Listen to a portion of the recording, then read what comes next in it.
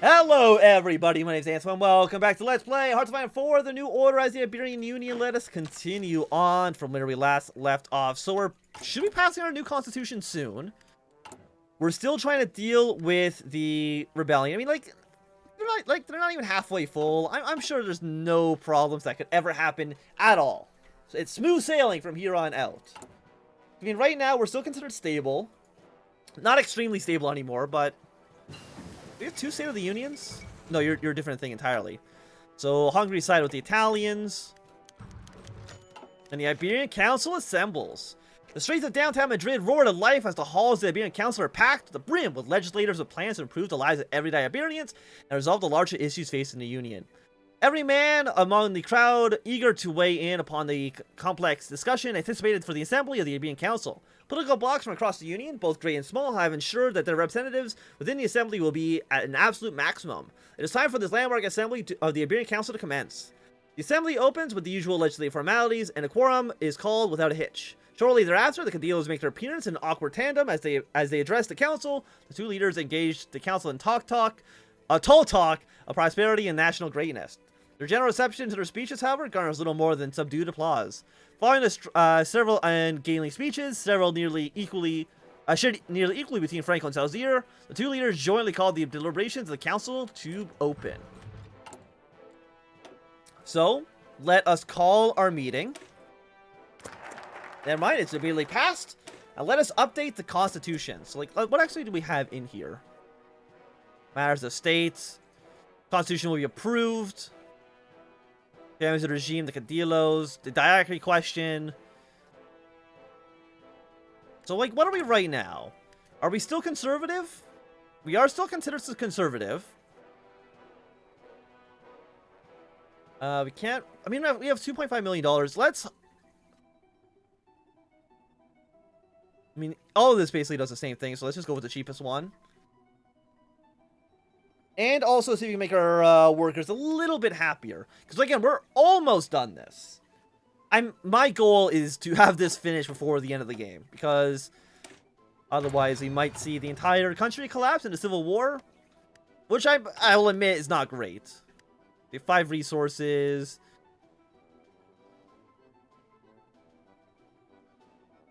Regional crackdown on you. Follow that up with raiding your supplies. And then doing a propaganda campaign and a regional crackdown on the ETA. I mean, we don't really have money to do any of this. We can actually get more funding or at least more guns for the anti-terrorist stuff. No, we still don't have enough guns. How many guns do we have right now? 4,100. So it takes 2, 10... So I think every 2 months, roughly, we should be able to do that. The rights and obligations of the Iberians. Up with the times. You called me for a meeting at this ungodly hour, Salazar asked over the phone. It only took a glimpse out the window to tell the time. As if the only thing illuminating dark skies of either city were the streetlights of Madrid and Lisbon. What's so urgent to you that it can't wait another 10 or so hours?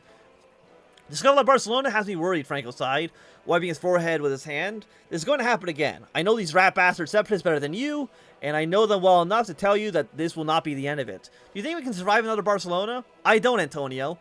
We need to update the constitution, offer the people something that will calm them down for a while. Franco just kept speaking, only stopping to catch a breath. But, Antonio, we need to be unified front on this. We can't show disunity until on this question. Francisco, what are you on about? Salazar asked.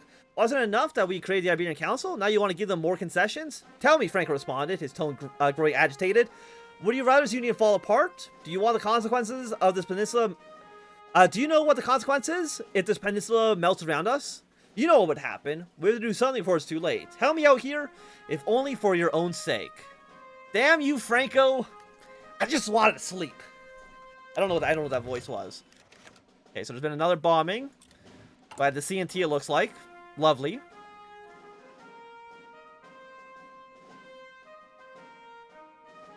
So you increase support. But you know what?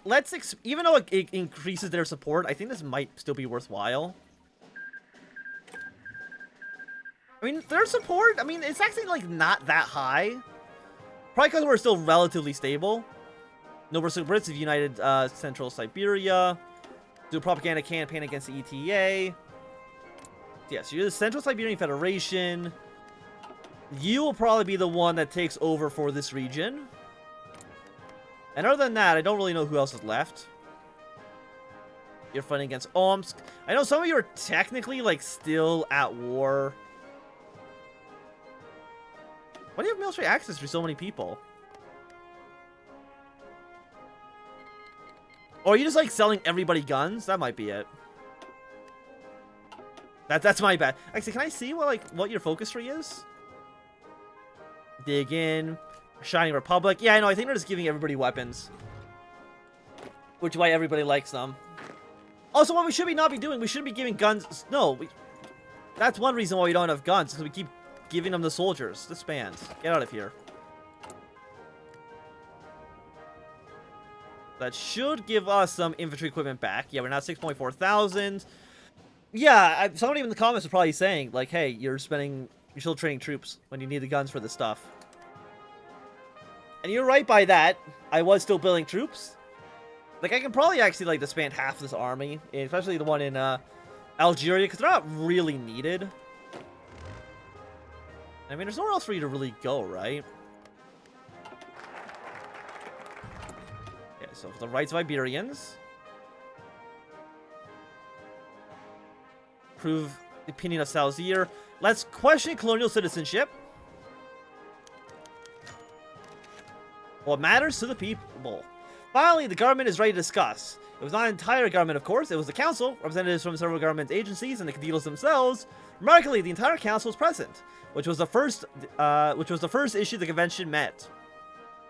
There was not enough seats for everybody. The convention solved this first issue in approximately 3 minutes with a couple of folding chairs. The first real problem of the convention was where to start. They had a whole constitution to revise, after all, and even though they would reach all of it, they would not be able to get it all done at once. Of course, this was where the bickering ensued. Following and turning of arguments over petty and ultimately meaningless issues, Salazar put his foot down and ordered them to start from the top. Basic needs.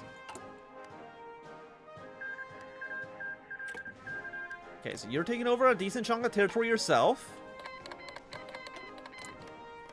You're now at war. Are you still at war, people?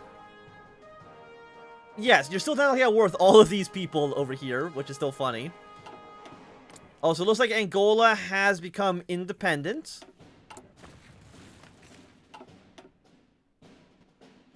Yeah, because you're still slowly falling apart.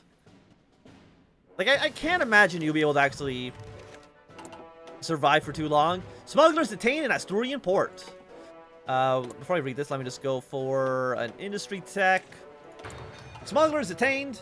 Local authorities in the port of Avios today discovered a cargo ship that had secret compartment behind its normal transported goods, holding a variety of small arms and ammunition. With social tensions currently very high, anyhow due to separate tensions, the discovery may even spark enough controversy to lead the Union on a long descent downwards into civil war. We therefore have to sort the situation with minimal press coverage and a wider government interference. It is, however, unknown where this translation had originally come from, which opens entirely new questions as well. So the BTA is getting a little bit stronger, which is not great. Cost 32 supplies. I think you're all stronger than when we originally started, which is not good. Can I have, like, negative resources? Probably not, right?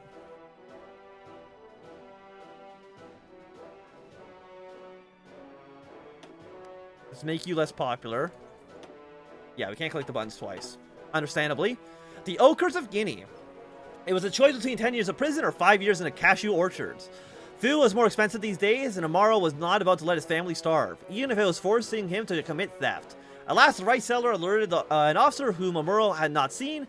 As the Amaro tried to flee, 20 kilograms of stolen rice weighed him down. His wife and children had to join him in the orchard. If they refused, how would they eat? Little Horania, a little 4-year-old girl, I don't know, all of 4 years old, got the cashewed fruits that had fallen to the ground alongside his 7-year-old sister Doa. Umaro and his wife Janaba sat at the shelving station, hammering all the cashew shells to expose the nuts within. Thus entered Joanne's lung, and she struggled to breathe as the particles of toxin resin lodged itself in her windpipe. Amaro's left hand was blistered from the resin, his glove having partially torn, and needing to work another 40 hours to purchase a new one. The lodging was paltry at best, blankets sprawled over a concrete floor, each man, woman, and child packed side by side. Bathing consisted of being stripped naked in a line of outdoors and sprayed down with hoses. The food was even worse. A bowl of rice twice a day. On Sundays, fufu, bland and unflavored. A tablespoon of peanut sauce or pepper sauce would be purchased for 10 hours of work, but with this freaking fines, the most could not hope to afford more than once a week. The punishments were cruel and frequent on these long 12-hour shifts. Move too slowly or too sloppily and be canned by the overseer's baton. Caned. Or be fined for many hours' pay. Try to rest for a second and risk being shocked by a cattle prod. Many of the workers had scars on their faces, necks, and limbs. Women were typically scarred in other ways. The more creative overseers were even collected resin to paint the skins of those punished, such as blisters would form into patterns and shapes. These were the facts of life on the orchards of Guinea. All for a bag of rice. So, yeah, that's kind of like a depressing little story. And I think we did we not expand that stuff when we were in charge? I think we did. I think we were like, hey, you can have some orchards over here. So what's happening? So you guys are now at war with you. How are you going to beat this guy with like a hard hat on? I don't know if you can. You get the free aviators. I don't think most of you guys can really do too much. But yeah, I think you've gathered all your territory. The battle for Italy. So what's going to happen to Italy? Eastern Shard. Got a navy, colonial citizenship.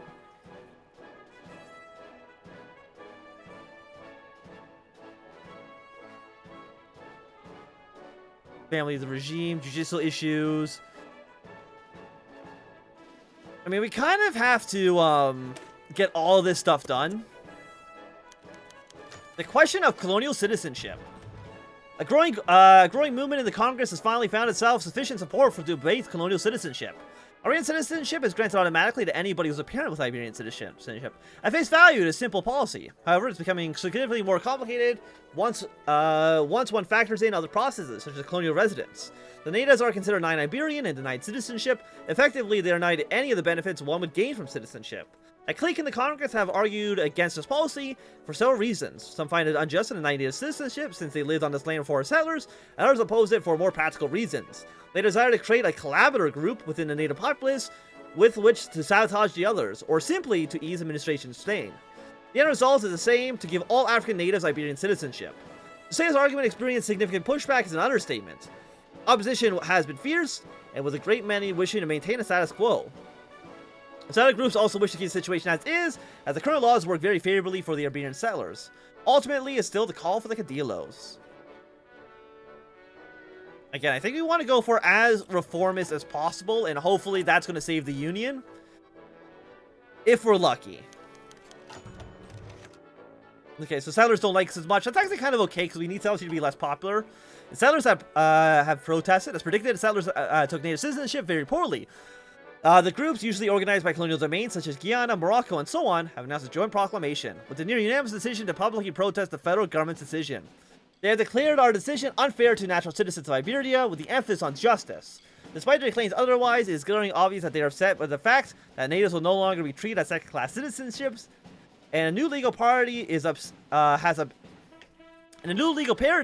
upset those who took their supremacy for granted. The word for Cadillos is still supreme, and it seems that the time will remind the finality of the government's decisions. So what if like there's neutral? Now the natives will like us a little bit more. After the joint declaration, some settlers even took to protest in Casablanca, venting their anger against the government. And it seems that if the mood would be the political expense and nothing more. To everybody's surprise, a group of natives showed up, counter-protesting for the government. Oh, Indonesian war. That's okay. I don't care. While the assembly did not come to blows, it came very close to law enforcement dispersing the protest. Okay. Oh, we need all three of these. Okay. So let's try to finish at least one side of the tree first. Maslow's theory for food. A politician taps his finger on his notes, eventually settling and running his finger across the paper as he reads it out loud. According to the psychologist Maslow, the pyramid of his needs posed a hierarchy of needs. Following its logic, the only way to get happy and productive citizens is to make sure their needs are fulfilled. His voice is loud but monotone. He really wants people to hear, though he doesn't seem very enthused himself. As I'm sure you all know, everybody needs to eat. Hunger goes on, even if you can't stop it. I do not know anybody who can provide for themselves, but I'm certain they exist. So my partner would like to present. He looks expectantly towards the other politician, who starts to speak on cue. I only propose something to help the people get food they need, so they aren't left to dust. Specifically dedicated currency to be given out to anybody in the country who needs it. They can spend this on whatever food they like, provided it is food and not luxury. The hall lit up with a speech, though eventually the extended representatives will loud enough to be heard by all. Why do we need this? You know about the Exalio Social, right? It already has that duty for us. What's the point of bloating the state for a function we do not need? Candidos. Okay.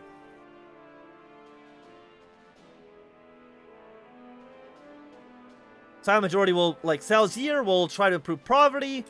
Our expenses will rise, but, like, usually I don't. Decrease ETA activity, let's go. But usually I don't care that much about, we're now neutral in the council. Throw more money at the problem. We now have 8 resources.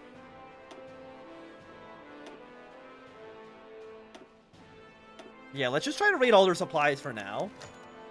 Maslow theories, the thing we won't debate. There are several other matters within the hierarchy of needs, such as sleep and reproduction. A man shrugged. There's nothing we should do about those. Let's move on. Nobody disagreed.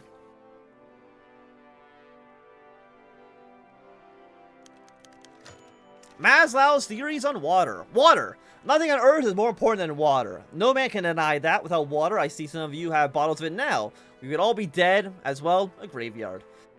Man continues, as important as for water, it is the cleanliness of the water. Drinking filth will do nothing but make you sick, at best. Without access to water, more than is strictly needed and clean, we cannot expect to have happy, productive citizens. The man clears his throat. We need to make sure the water is clean. Some areas of Iberia have been left behind, and they do not have clean water. I have some water regulations. Here, if we can assert them, then clean water will not be an issue. Another councilman objected, his voice high, but steady. That seems very nice, but it's not necessary. Have you seen the news? We haven't had any case of water poisoning, or of cholera, or any other ailment that stems from bad water. We don't need to waste all our budget to ensuring a pipe down to the first 3 drops of it. I'm sure it's fine as it is.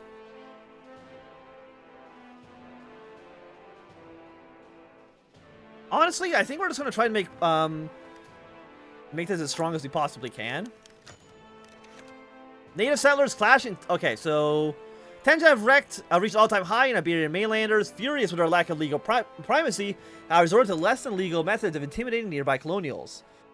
Bands of Restardos, armed with makeshift weapons, have started to hunt down and beat colonials they find vulnerable. This escalated when natives started to fight back, creating what has been quickly nicknamed Brise Repentias, for the spontaneous and violent nature. Okay, I mean, that's not great. And shelter.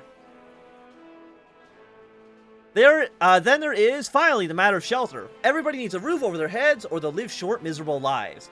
I have nothing to say about this, so I'll let a colleague take their position. The man goes silent, and another speaks in a move that was painfully, obviously coordinated. It is critical that we make sure all Iberians have housing. Not everyone has a house, and some lack the means to gain one. Even worse, some do, but they live in squalor and filth. It is true that we provide housing already, but our program is not sufficient. I will propose intervention into the housing market, with the specifics to work out later. It's our duty to make sure the people of Iberia do not want when we could provide.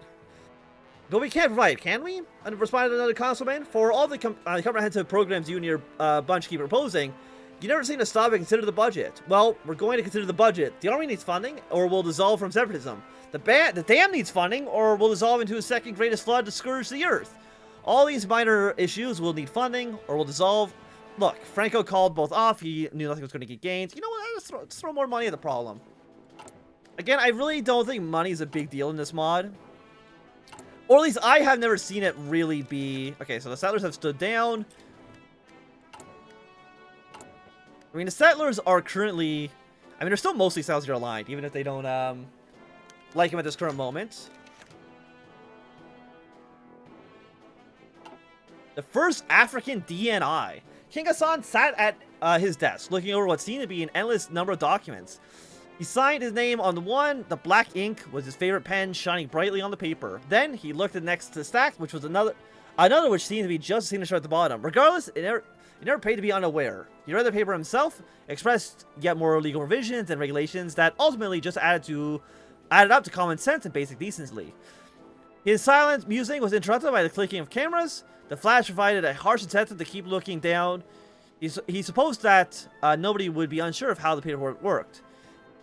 They found him again looking at the picture of his ID card, forcing him to keep artificially widening smile on for even longer than he ever wanted.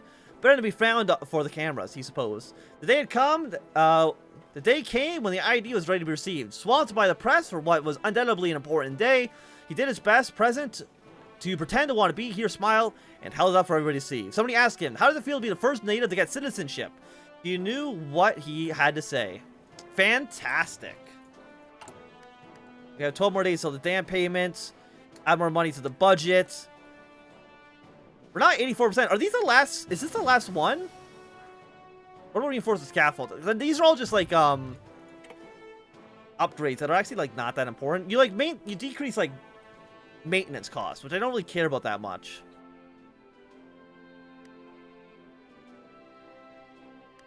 Okay, so what's stability looking like now? We're still stable, which I like. Let's just go. Sure, why not just go down our doctrine tree for now? I mean, it's not crazy good, but it's fine. Collaborate with each other. 8-hour workday, shrinking minimum wage. Collaborate with the state. We get medium taxation. Despotism of authoritarian democracy gets a little bit more popular. So let's first go the ways the state works. And I think that at least for right now, this is going to be a good time. You're now at war. But I think it's going to be a good time for us to end this episode. So thanks everybody for watching my Anthnwam. If you enjoyed, run a thumbs up. And not enjoy, thumb down. You want to see more, subscribe. And goodbye.